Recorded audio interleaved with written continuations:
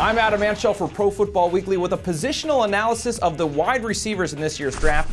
It's presented by Verizon Fios. I'm joined by our draft expert, Nolan Nawrocki. And Nolan, there's really two guys that headline this class, maybe two of the best prospects we've seen in a few years, A.J. Green and Julio Jones. Just how good are these guys? Well, I think A.J. Green's a can't-miss prospect. He's got outstanding hands, excellent speed. He can line him up at any position.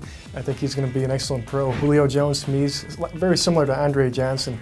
He's a big physical receiver, can go up and get the ball, and can create after the catch. I think they're both superb talents, and they're going to be immediate contributors in the NFL. While those are the top of the draft guys, there are several wide receivers throughout this draft that really could contribute. See a few guys that kind of fit that West Coast Z receiver type. Tell us about them. North Carolina's Greg Little and Boise State's Austin Pettis both fit that Z receiver position. Little's a guy that's very physical after the catch, can go up high for the ball, tested very well at the combine. The only concern is that he didn't play last season, and there are some questions about his character.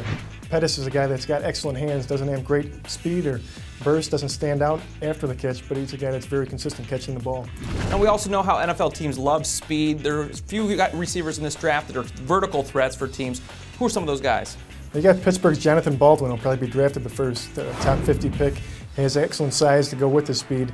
Very inconsistent as a player, and it's troubling to me. I don't know if he'll be a great pro. Torrey Smith from Maryland is another. He has excellent speed, also returns. Leonard Hankerson has very inconsistent hands. I think he'll go a lot higher than he should. Titus Young from Boise State and Edmund Gates from Abilene Christian are two others.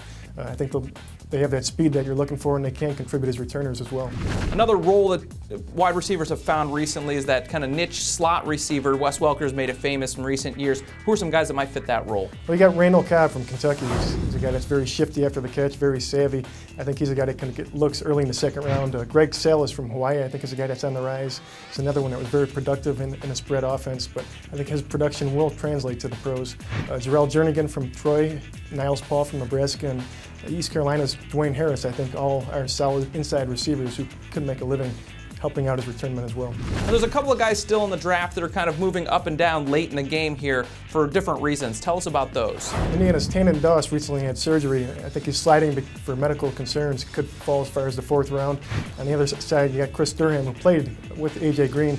Really stood out early in the season when he was out. I think he's a guy that's really rising after his pro day. So given all of these guys and the different roles they can fill, how overall would you grade this year's wide receiver class? I would say it's a solid B. I think there is depth throughout the class. It was 2003 the last time we saw 37 receivers drafted. I think there could be as many as 35 this year. And strength at the top, obviously. With two in the top five, I'm not sure we've seen a pair of receivers like this in a long time. That is an analysis of the wide receivers in this year's draft. For the best draft coverage, be sure to follow us on Twitter or go to ProFootballWeekly.com.